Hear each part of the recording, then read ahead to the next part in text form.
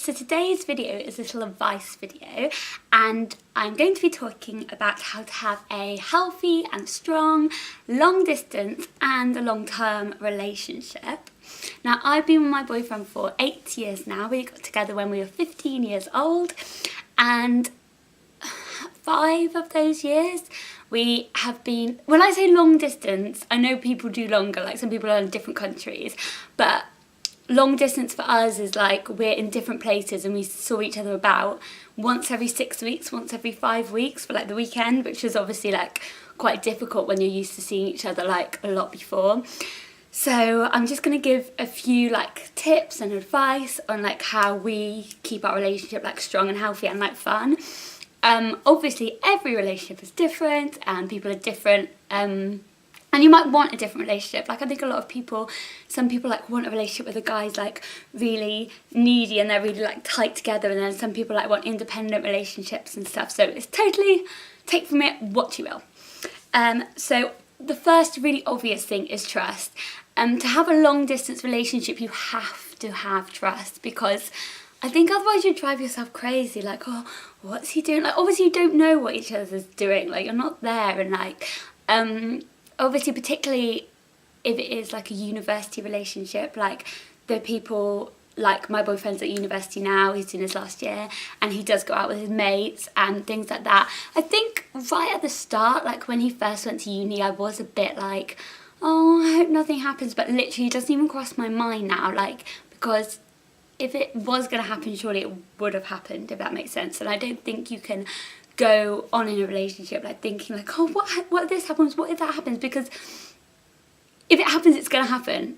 Like if he's that way inclined, then it will happen at some time. But I think if they have been faithful to you and they've given you no reason to be worried, then don't be worried, because it's annoying. So the only thing I worry about when my boyfriend goes out is that he's like, if he hasn't texted me the next morning until like, sometimes he doesn't text me until like 1 o'clock in the afternoon because he's like really tired, or he's like phone's off charge, and I'm like, oh my god, he's dead, he's actually dead. It doesn't even cross my mind like, oh, he's with another girl. Like I just think, he's died, and I get really upset. But then I'm always like, are you dead? And he's like, no. It's fine. My second tip would be to have fun and be friends.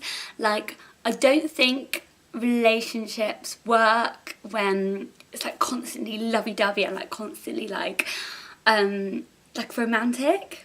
Like I think you have to be best friends and you have to like have fun. Like I would say most of the time, like we joke around and we like take the mick out of each other, and we like, I don't know, like we are friends as well. We're not just like, oh, I love you, you're the best. Like obviously I do think he's the best and I do tell him that, but I'm not all the time like, oh my god, you're so amazing, because I think it gets too intense and like serious. Like I don't think relationships are meant to be serious. Like obviously you can be serious about each other, but that doesn't mean that you have to be like intense. Like I think you need to have fun. Leading on to my third bit of advice, so I see my boyfriend about once a month now. It's got a bit better, than like once every 6 weeks, but we literally get like 2 nights together and like a weekend. So we make sure like we plan, like not too much obviously, but we'll have like an adventure day. So we'll like go to the zoo, or we'll like go out shopping. That's not really an adventure day, but it's fun for us. Or we go like, we make sure we're not just lying around all the time, because yeah, it is really nice, and like the first night we'll just lie and like watch films and stuff, but I think it's important that you do stuff together and make the most out of your time together and like have a laugh, because otherwise you can literally just like lie there for ages, and obviously it'll still be fun, but it's not the same. Like I think you need to plan things to do and like make the most out of your time, because it feels longer, and like go out for meals and like go for walks and things like that, and like do a lot of different things. That's what I like to do, and then I always come away thinking, oh, we've done so much today, and wake up early. Loads of people like sleeping. I know it sounds really sad. Me and my boyfriend always wake up, he used to wake up at like 6 o'clock, but now it's about 8 o'clock. We're both morning people, but him a bit more than me. But we make the most of the day, and we get up, we're ready by 9 to go for our adventure, or do you know what I mean, things like that, because I think they're memories, and obviously I have memories of like chatting in bed, but it's not the same as the memories that you have like having a laugh at the zoo or whatever. my fourth tip for a long distance relationship is you have to support each other. So if he's at uni, or if he's like away working, or if you are, you have to be supportive. You can't be like, oh, when are you coming home, or when are we going to see each other, and like naggy. Like if you talk on the phone, be like, oh, what are you up to? You're doing amazing, well done. Like you have to be supportive. Like I feel like my boyfriend supports me 100%, and I feel like I do that to him as well, and we're like each other's support network.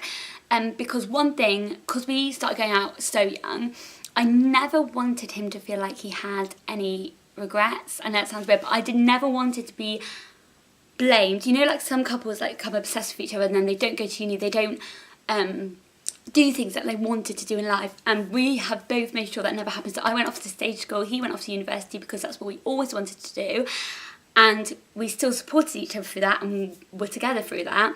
And sometimes it was hard. I don't know, it's never been that hard a relationship. Like obviously it was more hard like the first year we were both away from home because we were homesick, but it's never been like a struggle, our relationship. Like it's come quite naturally.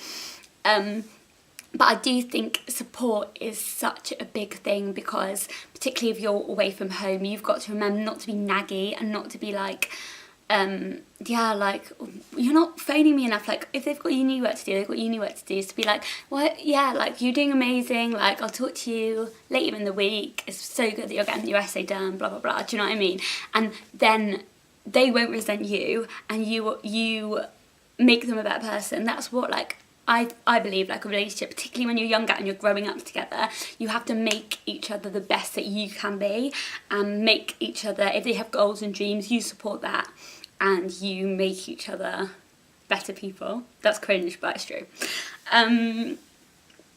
Okay, so I've got 2 more tips. One is communicate, which is really obvious, but if there is something that's annoying you, particularly if it's long distance, it can get more vicious, I think, because you don't see each other, if that makes sense. So if you don't say like, look, I hate it when you, I can't think of anything, I don't like when you do this, like when you're together or on the phone or something, then obviously if you're not seeing each other for a month, you're going to be thinking all the time like, oh, it's so annoying when he does that, or like on the phone like resenting each other. So I think you need to air stuff more than if you're having a close relationship, which I know sounds weird, but if you're having a close relationship, you can easily like forget it, or like he'll do something cute, you'll be like, okay.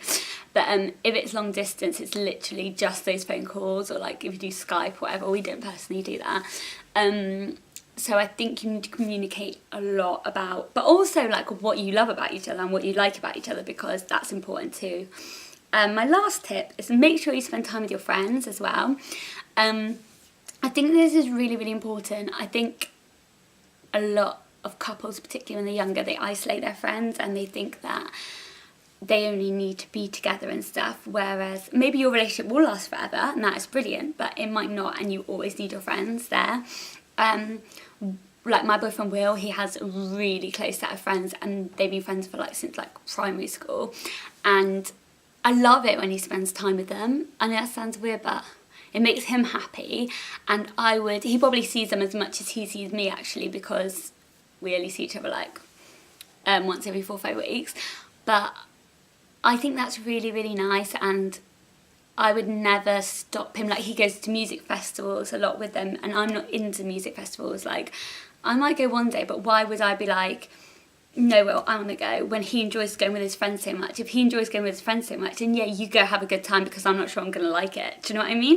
And I wouldn't want to sabotage like one of his favourite things, because I might be like, oh my god, the toilets are disgusting and stuff. It's the toilets, I can't go with the toilets. But I think, yeah, you need to like make sure you are lenient and not like, oh, you're always with your friends, blah, blah, blah. If you're not seeing him, why shouldn't he be with his friends? Do you know what I mean? And I think particularly if his friends are like, obviously it's a bit different if they're not friends you approve of and they're horrible people, but if he has friends that are nice and lovely, then I think make sure you see your friends and he says his friends as much as you can, because I think that's really nice and it makes your relationship stronger, that you are again supporting each other.